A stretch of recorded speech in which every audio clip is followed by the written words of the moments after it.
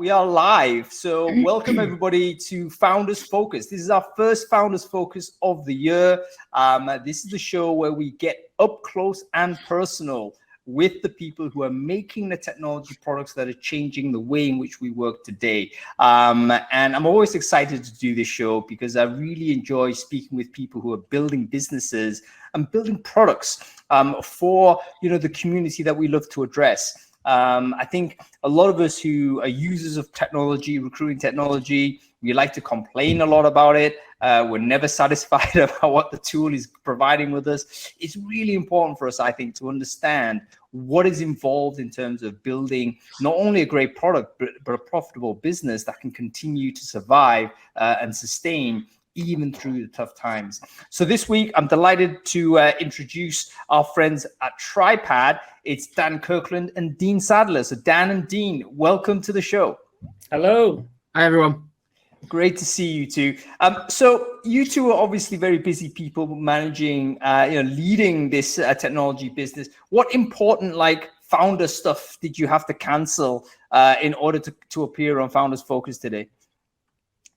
Well, I'm missing the greatest comedy show on TV right now, which is Prime Minister's Question Time. Right. Is he actually on? Did he turn up? I don't know. Good Lord. Good Lord. For the folks who don't know, obviously, this is like the nadir moment for Mr. I call him King Boris now because he operates as if he is above the law. So I'm actually campaigning for us to crown Boris Johnson the King of England. Because if the law doesn't apply, then, let's formally make him a monarch. I think he should be right up there. Okay, how about you, Dan? What did you have to cancel to appear on the show? I was going to have a meeting with my commercial director and our CFO. Give yourself a nice meeting. Give yourself a nice raise or something. The founders are due a dividend. Yeah. No, listen, I really appreciate your time. I mean, one of the another reasons why I'm kind of I consider this moment precious because I know how important it is to the business to take two senior people out to have this conversation. So I really do appreciate it. Let's rewind the clock. Oftentimes we encounter products, we encounter these amazing brands, we use them, we don't know where they came from. What is the origin story of this? Like, how did the Tribepad idea emerge? Who came up with it? What was the, when was the spark where you knew it was going to be a thing? Dean, do you want to give this one a shot? Yeah, it's quite. It didn't start off as being Tribepad. We started off a company called Talent on View, which was a video interviewing platform back in 2008.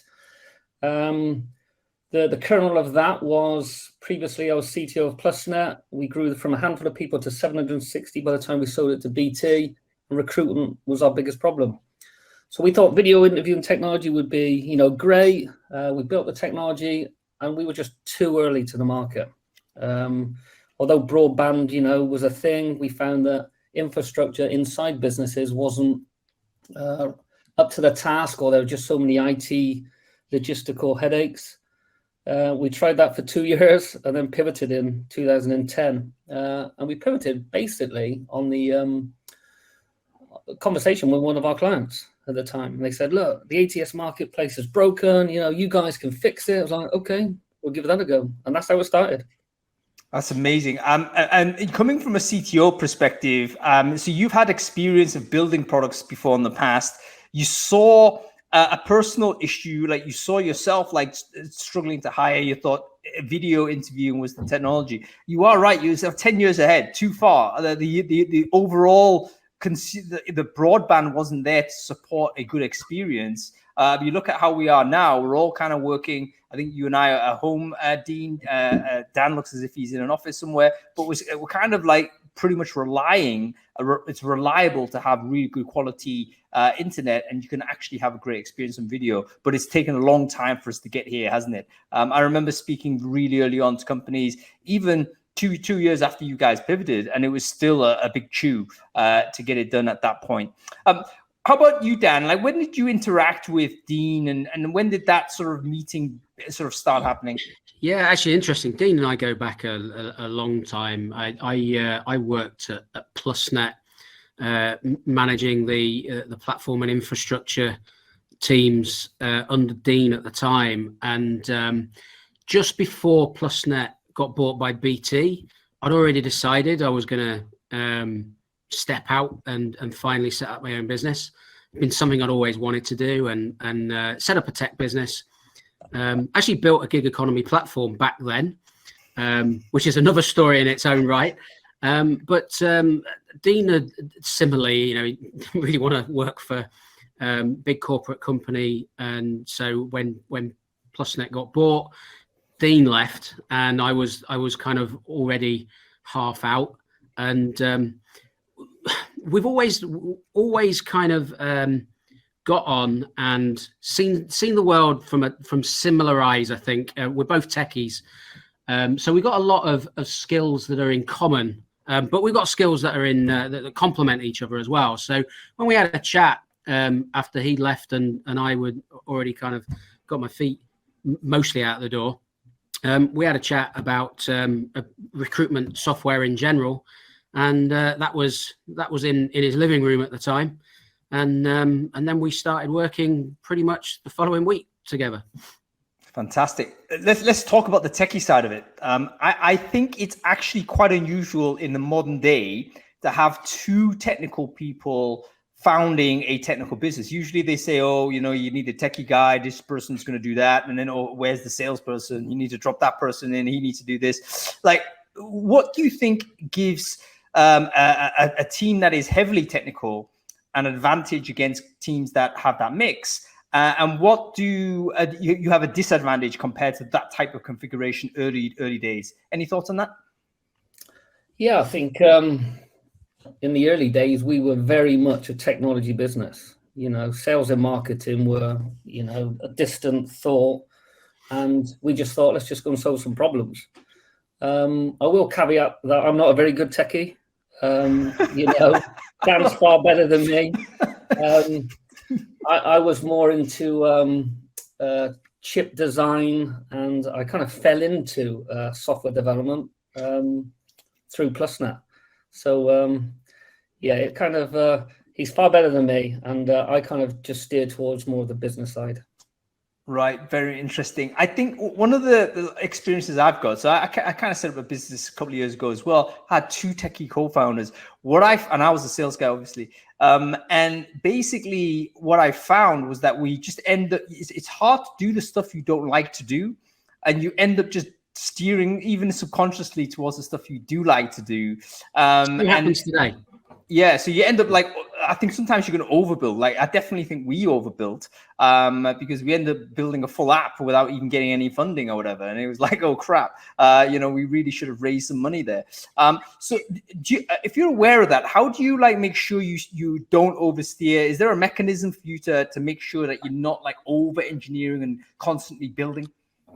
I think we're better at it these days. I think what you just described definitely described Dean and myself, 10, 12 years ago.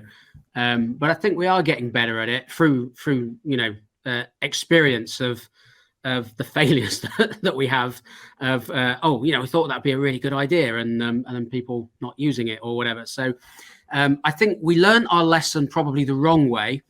But through experience, through recruiting other people around us as well, giving us a more rounded thought process. I think it's only recently we've actually recruited a proper, what we'd call CFO, and commercial director a few years ago. So yeah, it took us a while, and it took us some mistakes to get there. Yeah, so I think it's some of those things that I think you never learn without having. It's almost experiential learning, isn't it? It's like you can't really just get it out of a book, even though you know it and you've read it out of a book. It's like, no, you have to kind of get the rough stuff in before you figure this out. Whenever anybody's starting a business and building technology, there's always a moment where you think, is it going to work? Isn't going to work? Or is it not going to work? Looking back at it now, was there a moment in the build process really early on where you thought, you know what, we have something here? Or was it a case where that question didn't arise? Like, can you pick that one out for us? We've got loads of situations like that. we were in the fortunate position where we had a client before we actually had a product, and that kind of helped us define what we wanted to build or what they wanted us to build. Right. So we're very fortunate there. We didn't go and build something, say, if we build it, they will come. We did the complete opposite.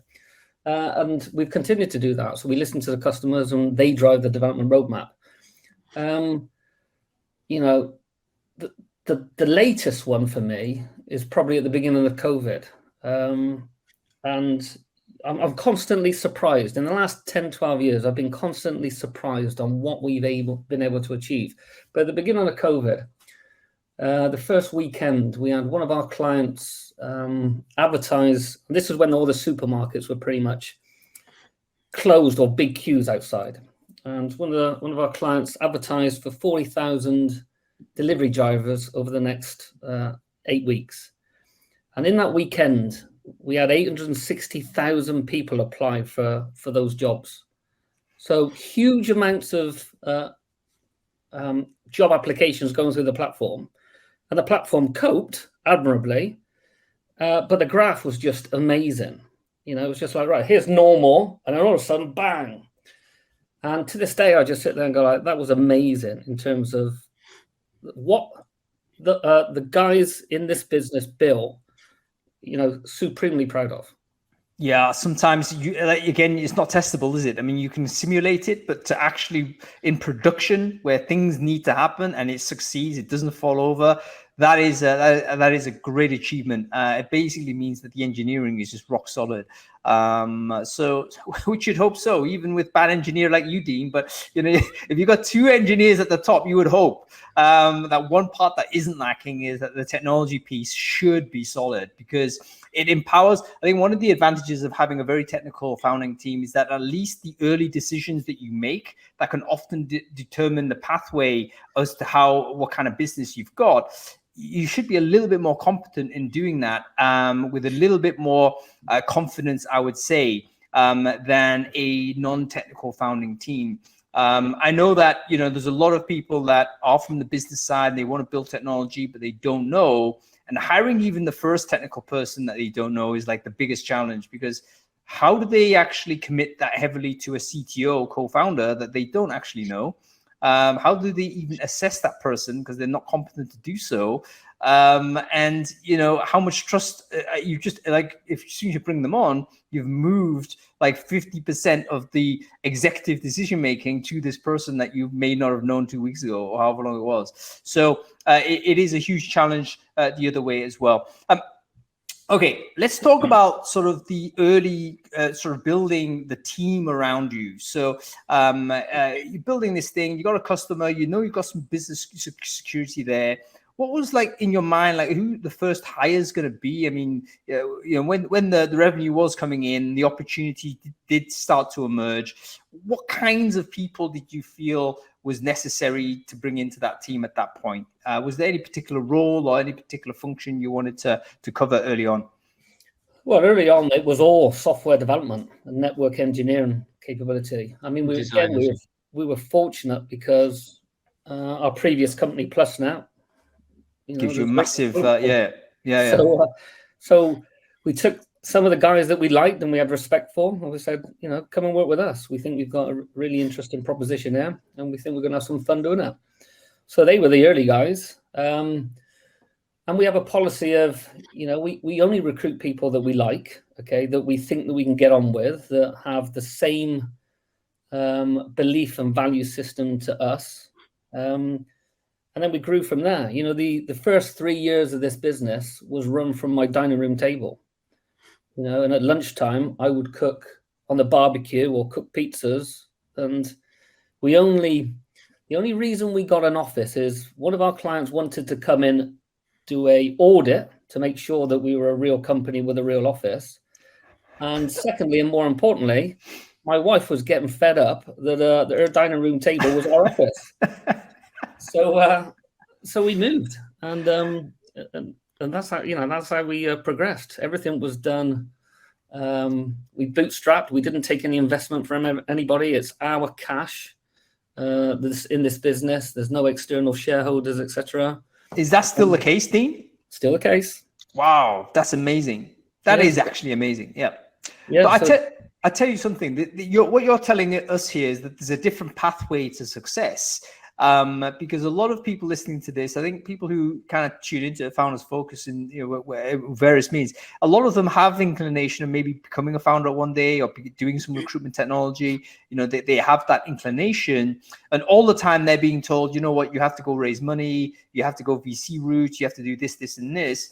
But actually you're saying, you know what, sometimes you might actually find a situation where the revenue early on is powered by a customer that's made a request that they can't get anywhere else. And if you've got the engineering chops to build that, then that may actually help fuel not only the product development, but to keep the cash flow into the business. You can grow from that base rather than go external money and, give away your shareholding. A lot of people go through the fundraising, raise like large numbers, but the founders themselves might end up with fairly small chunk of that at the end, which is sometimes a sad thing to witness, where this person has put in like blood, sweat, and tears for a long time, and they've walked away with, in the end, not too much. So the benefits of not raising is that you own everything. What are the negatives of that? Thoughts on this? Because that's also consideration that I think all C-level people might need to think about. Have we got enough capital to actually grow? What's the things that you need to think about as a business at your level?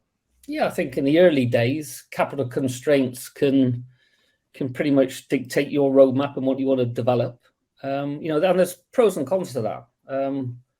The pros are you have to really seriously think about what you're going to build. If you're not flush with cash, you build the important and urgent stuff. You're not buying fancy chairs and fancy desks. You're focusing on the product. That obviously has its constraints insofar as, well, actually, if you've got this much demand, but you can only deliver this much, then it's going to take longer to get there. So it's a balancing act for sure. But again, I'm a big believer in the best time to take money is when you don't need it. You get better terms and, you're in control of the scenario as opposed to the person giving you the money. Yeah. I think that product discipline is a really good point because I've worked in businesses that are raised, I thought, too much money. And they were under pressure. I was the recruiter coming into that. And the point where I realized that we'd raised too much money was when the developers I was hiring were coming to me and saying, "Oh, I got nothing to do." It's like, I'm sitting there. I actually don't know what I'm doing. There isn't anything for me to build. What should I do? And I'm thinking, yeah, but I've been told to hire another 20 of you. So what's going on? Basically, they raised a bunch of money and they want me to keep like putting these engineers in, but actually, there was no product discipline. We didn't know what was required. So, but when you're really don't have the resources, you have to make the trade-offs, and you have to say, you know what, if we build A, we cannot build B. We don't have the resources to it. Is this the better choice? And that's where the only real decision making in terms of product building is concerned. Cool. What about this concept of CPOs? These days, it's quite cool. Like one of the cooler jobs, I guess, in technology businesses is chief product officer and stuff like this. There's even a discipline and community around that. But that is not a figure that's in Tribepad. That's still sort of the founding team is still the visionaries, the product owners of steering the ship, so to speak. Do you see that as a persistent thing going forward? Or do you think at some point, yeah, maybe we do need a product person, we step back, do something, focus our energies in a different place? It's actually really interesting you've asked that question because, yeah, I mean, for the first, up until late last year, it was primarily me and Dean being that product owner. But as Dean said, we've always been a customer-driven. We do like to create with techies, but we've always been a customer-driven company, and we want to solve the problems for customers. So we've always generally owned the product, but we actually promoted somebody late last year into a product ownership role, and that's the first time it's been someone other than myself and Dean, which takes a lot of the pressure off us, to be honest. But yeah, this person's worked with customers since they started with us about 4 or 5 years ago. So they know our customers, they know our product, they know our business, and quite frankly, I think they'll do a better job than I was doing, as it being one of many jobs that I was doing. That's their main job now. So I think it's good for Tribepad, it's good for the product. Yeah, and also this person's already got institutional knowledge as in terms of how you work. They understand already, if they've been there 4 years, they've got all of that going on. They understand how things get shipped in the business, and they understand the customer base. It should be like a kind of high value, low risk type of move. I think CPO from the outside in is probably one of the highest risk moves you can make, isn't it? Because you have to empower that person for them to be effective. But hey, it's your baby, isn't it? It's like, you've looked after this. We did advertise externally, and we interviewed a number of people, but for reasons you're alluding to, they don't have.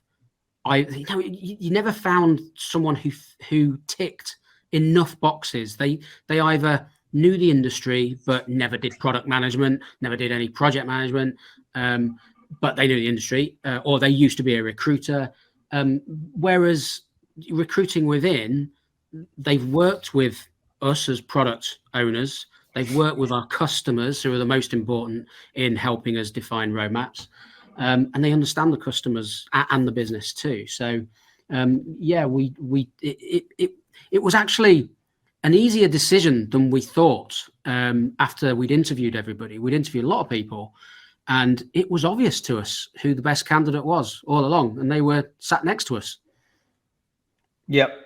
And sometimes you need to have actually external comparators to kind of just highlight sort of the possibilities of that internal hire, particularly if it's a reasonably small business and you've had lots of experience with the internal person. You often stop thinking about them as in a particular role, because you're very attached to this person performing in this role, and you need to have actually them going through a process before you can see it. Michael Blakely, thank you for your questions. We'll get to them at the end. So folks, if you have any questions, please do ask the question at the bottom of the screen. We'll get to those. There's some really good questions already down there. Let's talk about leadership lessons, folks, because both of you had leadership lessons before you launched Tribepad. So I want to even take this even before, the Tribepad era, so to speak, the things that you've picked up over time that you think are really valuable lessons for you as a leader. Like if I was a young person going into a leadership position, what kind of insight can you give from your experience that this person needs to know in order to be an effective leader? Thoughts on this? Dean, go you first. Yeah, so the thing that I think is probably the most important thing, and it's the thing that I find the most difficult, is listening. So lots of people, want to give their opinion, especially in a meeting situation. You want to give your opinion, and you want to say, here's the problem, here's the solution I've come up with. And it took me a long time, and I'm still not particularly great at it. Okay, I think there's a lot of work still to do in just being the last person to talk. Let everybody else have their input and get that collective thought process really working before you open your mouth. I find that difficult to do, but I'm actively trying to do that. And if I'd have done that a lot earlier, things would have been a lot easier. That's a really important bit of leadership insight there. And I'm already kind of thinking why that might be. Obviously, as the leader, the things you say carry a different weight to everyone else.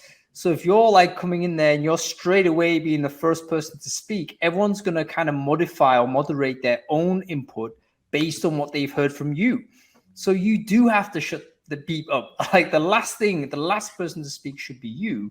Your job is to encourage everyone else to voluntarily come out with their unadulterated, unmodified opinions. Then your job is to come out with a verdict. I think that's a really important leadership lesson. Again, part of the reason why I love Founders Focus is because I don't think you normally get this type of insight from a management book often. You need to gone through it and lived through it. As you said, Dean, maybe there's moments where you've realized that, you've altered the tenor of the conversation by coming in too early with an opinion. And that's not served the business. How about you, Dan? Any leadership insights that you've picked up in your time? It's interesting. You mentioned management books, and over my my years, I've read a lot of different management books. But the most important lesson for me or insight is something that isn't really mentioned in those books, but it's obvious that every individual is an individual. You know, they have their own individual problems, their own individual ways of working, their own individual ways of listening and learning and doing things. And, you know, they have their own family and their own environment. And it's very easy to forget that they're in their own world. They've got their own problems to go through when they finish work. They've got a family, and that family might not be, you know, going through normal stuff. And it's really easy to forget that kind of stuff. We've been reminded a lot of it over the pandemic, where, you know, everybody has had unique problems, whether it's, you know, having to look after the kids because they're not working from, you know, they're not going to school or not, or they've now got pets that they didn't have before. And, you know, everyone's going through their own life and their own journey at their own pace. You know what, Dan, I think that, can you hear me? I think I'm still here. Yeah, we just lost your video. Really? Okay. Folks, I can still see myself, but maybe that Dan has gone, like my visuals gone from other places. Let me know if you can see me okay, if there's a problem. But I'm going to continue in any case, because I think you can still hear me okay. The idea that people are that have lives outside of work is probably something that we actually not only didn't know, but we kind of, there was an element where we actively kind of stopped seeing it. Do you remember, you know, some of the old management advice was that I received when I was an office worker, it was leave your crap at home, you know, you're treat everyone the same. And if you're a manager, I understand you have problems at home. When you're in the office, you're working here, boom, boom, boom. And it was like, I don't care. Like, the management was purely a management of an on-site person in the office. But obviously these days, like, there's the barrier between home and office is completely blurred. You can't, as a manager, afford to ignore what is going on in their lives. And usually the case, normal people, what's happening outside our lives is more important than what's happening in the day. And if you're not aware of that as a manager, then actually you're, again, not serving your business, because you're unaware of these other invisible inputs that is affecting a team member, that then affects your team, and then that affects performance and so on. Really interesting. Let's talk about COVID and remote. I mean, Dean, you mentioned that you did get an office and you did, you know, move out of the wife's dining room.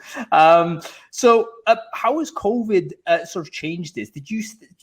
Have you guys gone back sort of to completely distributed, or is there an office still standing there and people come in? How have you negotiated this as leaders of the business? Yeah, so we had 3 offices previously. We've now got 2. We do not dictate to anybody that they must go into the office at specific days and times. It's a flexible environment. So, you know, if you want to go into the office and meet people, do it. Okay. But since day one of the lockdown back in last March or the March before that, we've been completely remote. You know, we flipped the switch on that Thursday or Friday, moved the VoIP platform, pushed it to people's mobiles, etc. Everything we consume is online. So all of our apps and technology is online. I was the only one in the office for, you know, the beginning of that lockdown period, primarily because I'm sat there going like, well, I'm paying for it. I might as well get something from it. But apart from that, you know, it's we have the office just as a meeting place. If people want to come and meet and go out for lunch, then it's there. Otherwise, stay at home and do whatever's best for you. You know what, I feel for you, Dean. I think there's a lot of CEOs that did go into empty offices, with the proviso that again, the pressure, you're paying for it, but also the sense that, look, I want to be here in case anybody else comes in. I don't want them to feel the empty office experience, but you might just end up like rattling around inside like an empty space for a long time before you think, you know what, maybe that world's actually shifted like significantly to the point where these spaces need to be completely rethought and redesigned. Let's do some thought experiment on this. So leaving aside Tribepad for a moment, where do you think offices will go? Or what do you think we're going to do with all of this space? There's people saying, oh, that we're going to have more of a WeWork again. And WeWork comes back and it's like multi-company, single space. Or maybe there's going to be retail and there's all kinds of things commingled. Pubs might start having office spaces inside. Where do you think we're going to do with all of this space that we used to be prime like office real estate that these days is now like 10% capacity? What are we going to do with it? Well, my hope is that people become more nomadic. And by that, I mean, if we're not restricted to a specific location because I need to go to the office 9 till 5, then why can't they start to move around and take advantage of, different geographical regions, for example, or work while they're traveling? What's to say that somebody working on a poolside or in a cafe near a beach can't be just as productive as somebody sat in an office? So I think the beauty of the pandemic for me is that it actually awoken a lot of businesses and people to the idea that they don't have to be inflexible and they don't have to be tied down to a specific location or time. And I think that's a good thing. I think you're right in the sense it needed this exogenous thing because there's a lot of resistance to the idea. I remember, again, it feels like a different world, a different era, but only 3 years or so ago, it was a radical thing to be working remotely. You'd be a strange person in the business that does this, or there'll be some sort of weird extraneous extenuating circumstance which gave you the permission for this to happen. And if you're an in-office person and you wanted to work from home day or something, you'd need almost like a doctor's note or something, right? There'll be a process for this to happen. And now, of course, we realize all of it was kind of pomp and ritual, really, pomp and circumstance. What about the space, though? What do you think is going to happen to is it going to just be housing, or do we build a big park in the middle of London or something? Or like, what do we do with it? God, there's so many things that can be used. I mean, we're from Sheffield, and actually we got some beautiful buildings in Sheffield, especially the older ones.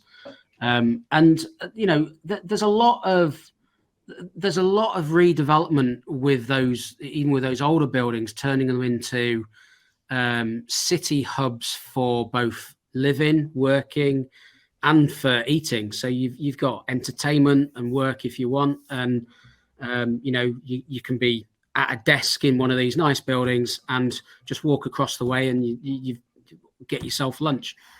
I think there's going to be a lot more of those multifaceted hubs in the city centres, but I think also, I mean, certainly Sheffield and I'm sure other cities, they're going to think about what buildings they actually need and make them just reimagine the city centres and the buildings. Either take some of them down that they're no longer needed, turn them into accommodation.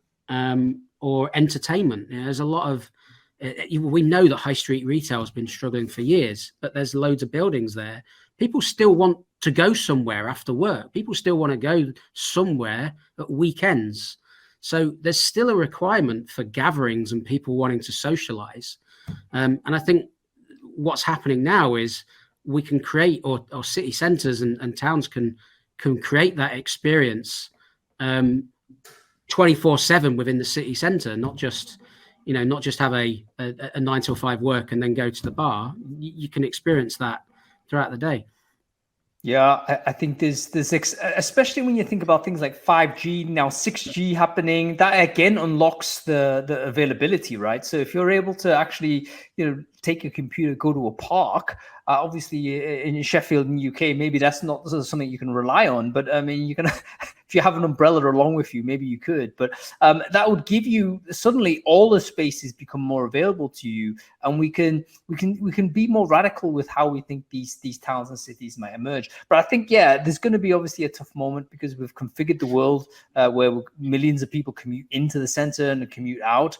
That world probably is going to disappear, and that would be painful for a lot of businesses, especially retail, restaurants, and so on. But I would hope that we'll use the opportunity wisely to rebuild some of these city centers into spaces that actually people want to go to, irrespective of whether it's a working journey or not. So yeah, very, very interesting. Okay, let's move on to talk about we talked about remote in any case. How has that affected product build? I mean, has there been any significant changes to how you've been thinking about Tribepad as a result of this shift to a more location agnostic environment, or has it not really affected it so much in the sense that, it's not that relevant if a person is going to be, or a candidate is in office or not? Any thoughts on this? I'd say from a product perspective, we're in the online SaaS world, so it's all about, being able to access platforms anywhere, anytime, any place. So I wouldn't say it's changed our views drastically, but what it has done, it's probably focused our attention more on what happens at the latter stages of the recruitment side. So when you're onboarding people, we've had an onboarding module for a few years, but actually that's been a big success over the last couple of years, because people who did had an analog onboarding experience before were forced into a revolution for them, and they have to have a digital onboarding experience. So it's definitely made us think more about how we can optimize that experience, not just for the recruiters and the line managers, but the candidates as well. And video's obviously been a big play over the last couple of years. So but it's not that we've gone, now that everyone's going online, we need to do this. It's more a case of it's just focused our attention a little bit more on areas that we had, but have become more important. Yeah, well, I think some of those modules you were talking about are suddenly now, that maybe before they were like to have type things. But even people had a distaste for some of them, 2 years ago, and now they're wondering how they live without them. Well, I think the onboarding is so important. We previously I would say I'd been so reliant on a banging office to take care of the onboarding experience. This is why we spent so much on these premium furniture, great location, all this amazing type of spaces, because we thought, right, there's the wow factor, there's onboarding sorted out. The person's going to come in and be amazed. And then we didn't think anymore about it. But actually, no, because this person might actually never go into such an office again. How are you going to make sure this person feels fully aware, embedded in the business, and quickly feel welcome in there? That's not something that we're used to doing. So great that you already had a module in place, and I can absolutely see that being a more significant component in terms of vendors putting more resources to building that component into place, as well as of course on the front end with the video and stuff. Dean, I think you're about to say something. I think it's the direction of travel has always been in this way. I think COVID just accelerated it, and for us, the timing was right for us. We weren't too early this time, and I think the advent of some of the new technology that's turning up, the Web3, the blockchain, the metaverse, all that kind of stuff, that's going to be interesting over the next 3 to 5 years, and I think it's just going to consolidate more and more of flexibility, remote working. I think you're going to see employees becoming more choosy about where or who they work with. We hear about, Generation Z, being picky about who they work with. I think more people are going to become pickier. That again would feed into some maybe product ideas as well, wouldn't it? So maybe the ability for employers to differentiate themselves using ATS type products. I mean, can you do that properly? Again, you look at some of the more legacy platforms out there. Everyone's got multi-job post or automated job posting into different spaces, and you look at some of the older technologies, and you think that really is going to impact the conversion. Like if the experience is so bad. That people you're just asking people to just trawl through mud to get to this point. That's uncompetitive. Like it's actually a big component that you can no longer neglect. So yeah, I think the shift to remote is certainly going to impact some product design thoughts and what have you. Let's look at sort of what's down the pipe for you guys this year, 2022. I know you just got the new product person on board. Big part of their job is going to kind of realize a lot of this, but and you already mentioned that you're very much product customer led in terms of your development cycle, but are you getting any signals from the customer base as to what sort of things need to be built? And if so, can you tell us a little bit more about what maybe a customer could expect if they're using Tribepad at the moment? What's down the pipe for them in 2022?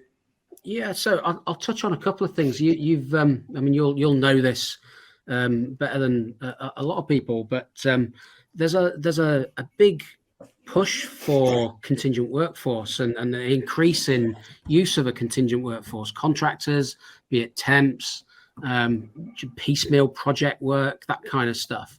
So we built a contingent workforce platform that can be used as a marketplace for specific skill sets. That's been used during the course of the pandemic, actually, for recruiting locums for local GPs, locums and nurses, helping administer vaccines and the like. So that's just one use case, but we know that product can be used and is used in different scenarios, whether you're building talent pools for contractors or for projects.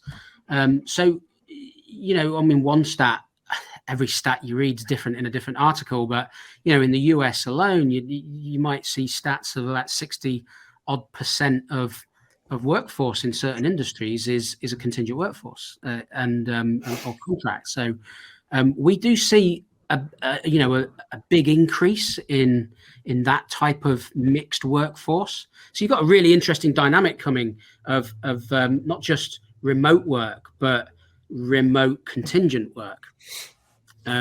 So yeah, our products are evolving into that space too. We're building more into our integration ecosystem. So we've got an ecosystem of many dozens of partners, nearly about 100 or so partners that can plug into Tribepad in any way.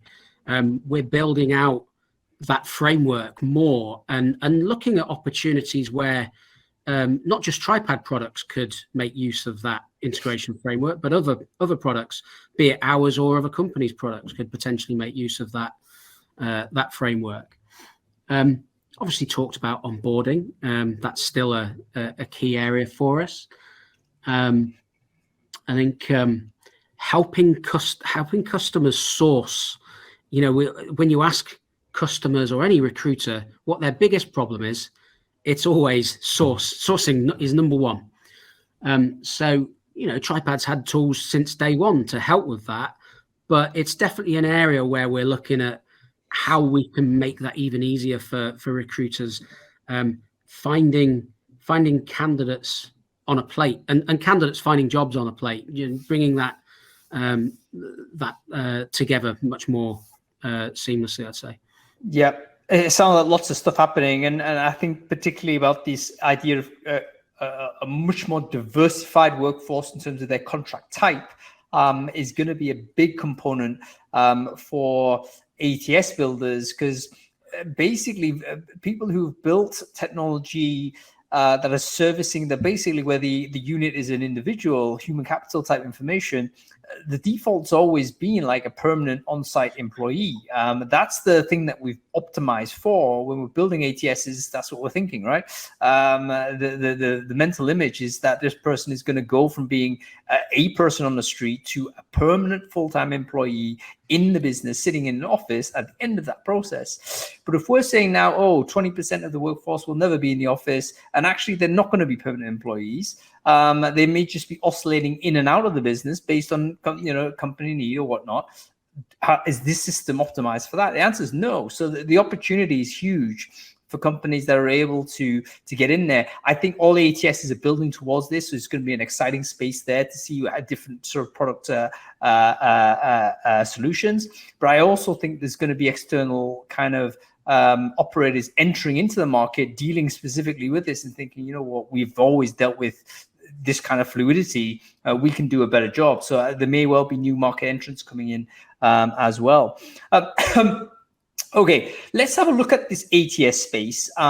We can say it is fragmented, always has been fragmented. Why is that the case? Like a lot of people come to me, always, which is the best ATS? No one can give actually a consistent response. It's because there's like hundreds, maybe even thousands of products out there that suit this space. Now, why is that the situation? Have you guys got a theory as to why the fragmentation is there? Dean, you got any thoughts? Yeah, every business seems to have their own unique process for recruiting people.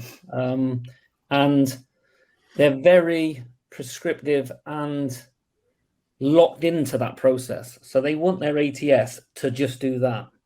So when you've got such a vast range of requirements from end users, you end up with a vast range of solutions. So there aren't many off-the-shelf products that, people are selling and say it just does that. Okay, and then you have to bend your process to do that. So I think that's the primary reason. We're seeing sector-specific functionality. So hospitality is different to construction, different to finance. So you're seeing some demarcation across sectors.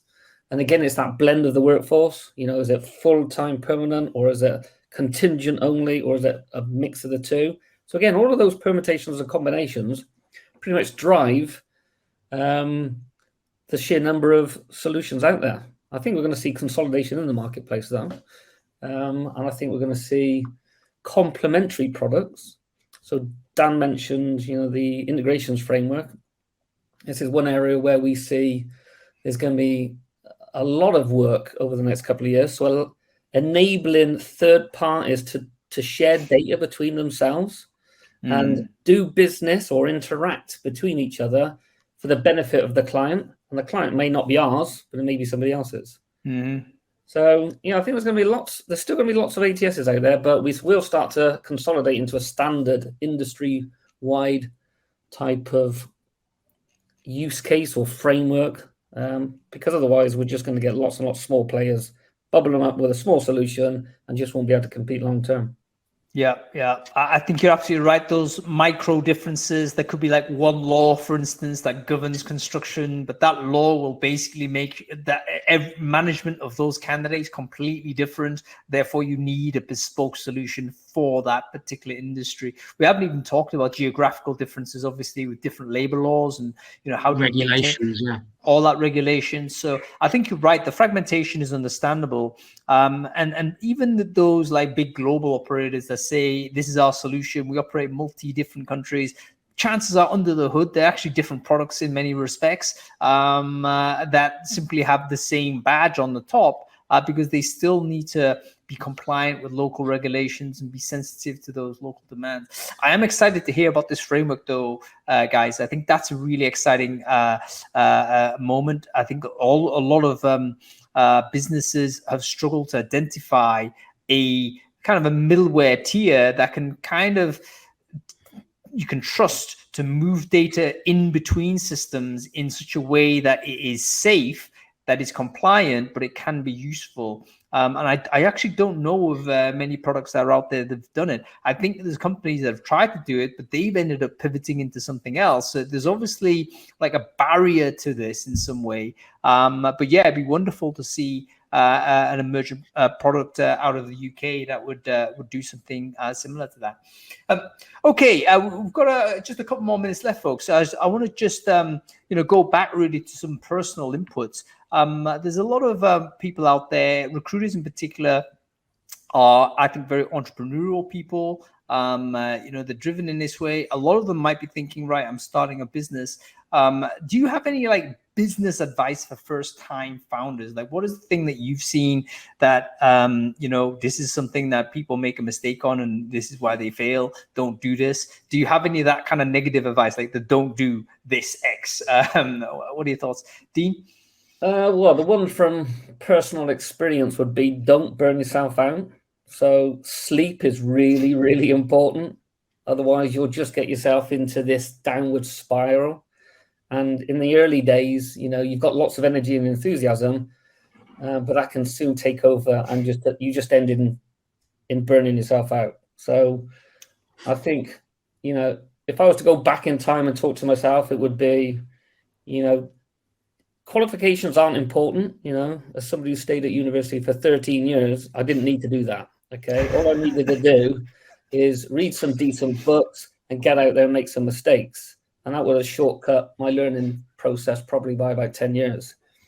And then it's come up with a plan, and then make sure that you get plenty of rest. Because when you're fully rested, you're more creative, you've got more energy, and it's the right type of energy. You know what? I hope you're paying attention there. There's some brilliant insight there. So I spent too long in education as well, nowhere near as long as you, but definitely an extra year or two more at university than I should have done. And whilst it was great and you can learn a lot through academia, nothing beats experiential knowledge. Like, you've got to just go in there. It's almost like learning how to cook something by reading a book. You have to cook the damn thing. You have to turn the hob on. And I think starting a business is that way. You've got to you've got to get in there and make the mistakes.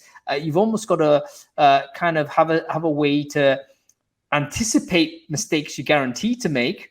You're going to make these mistakes, but just build resiliency into the system in some way so that you can cope with those early knocks. I think very much we're all toddlers trying to walk for the first time, or babies trying to walk for the first time.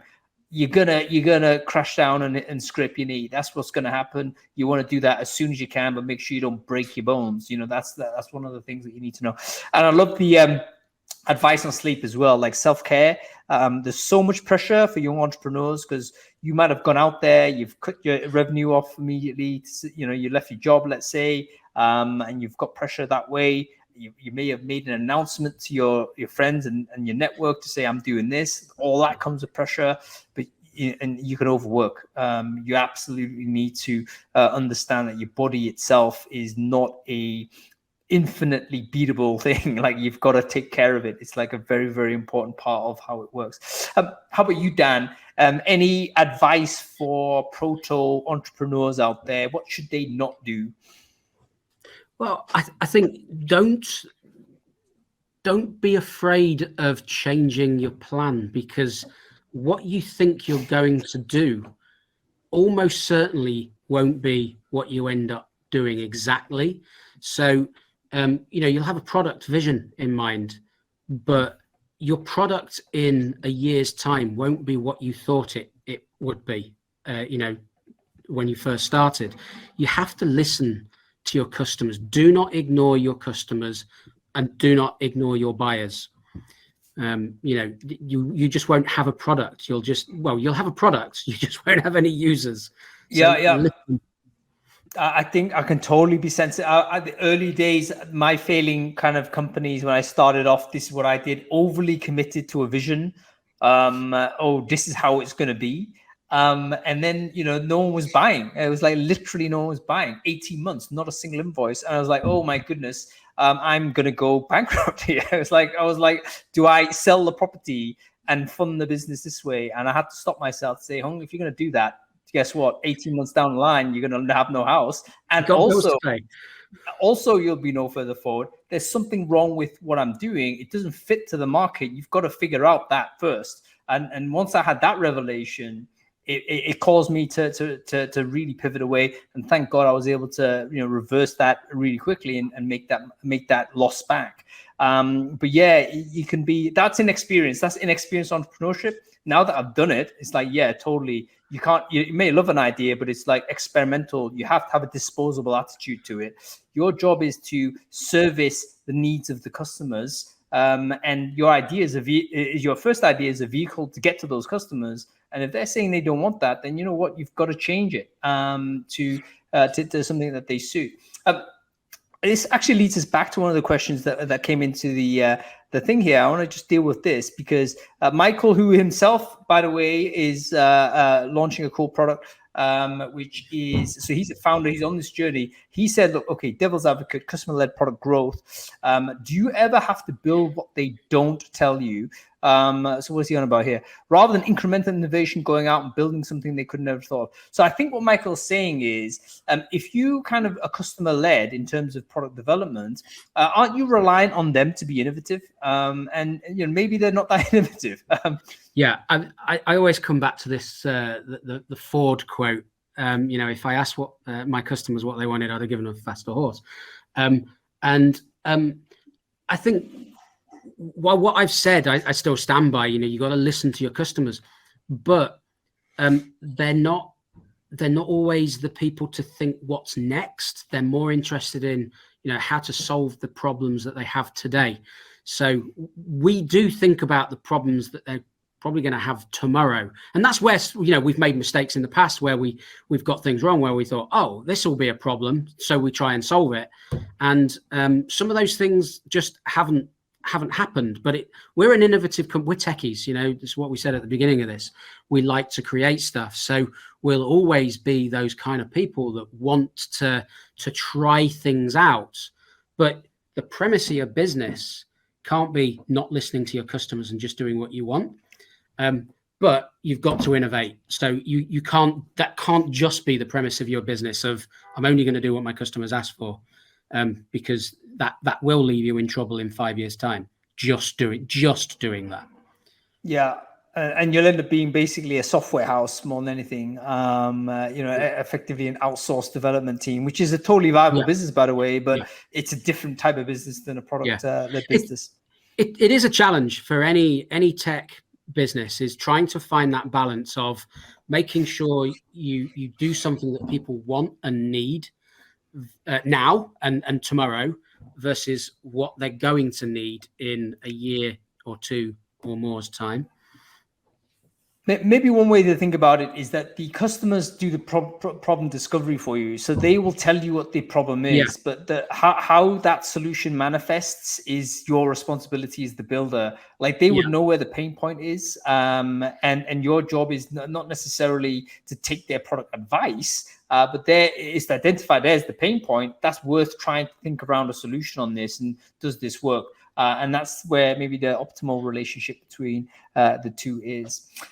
Okay, cool. Listen, Dean and Dan, we're coming to the end of the show. So let's leave it with a final thoughts on this. You're two busy people, obviously. After sort of Founders Focus is over, what's on the table? What's happening the rest of the day for you?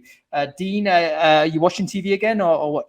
No, I'm on Zoom calls in 2 minutes time with clients until 2:30, and then I'm going to have lunch. Right, fantastic. How about you, Dan? What are you doing the rest of the day? I've actually got a meeting about our a manual for our contingent workforce platform. Fantastic. Okay, well, let you get on with those important things to do. I want to thank you both for joining us on Founders Focus. It's been fascinating, hasn't it, folks? Just to learn from how it is to build recruitment technology businesses. So Dan Kirkland and Dean Sadler from Tribepad, thank you very much for joining us. Thank you. Thanks, everyone. Wasn't that great? I thought that was just so fascinating. I really do enjoy doing Founders Focus. It's so interesting to hear from people that have really taken a bit of a risk, building difficult solutions, building a company is no mean feat. And you can learn so much from people who have gone through that process. So if you're interested in more of these, we've got them all lined up. We think there's another 3 already. We're going to speak to the CEO of Guide, Candidate Experience Platform. We're going to speak to the CEO of Talent Protocol, exciting Web3 platform coming out of Portugal. We've also got a CEO of Talenteer as well, which is a new RPO coming out of Denmark. It's all there. Make sure you follow the channel, everybody, because that is where you're going to get hold of all of these shows. Okay, that's about it. What am I going to do this afternoon? I'm probably going to go for a walk. It looks quite nice out there in London, doesn't it? So I will see you around later on. By the way, Brain Food Live is happening this Friday. Make sure you tune in for that. We're talking about TA transformation and how to sell it to the business. So we'll see you there.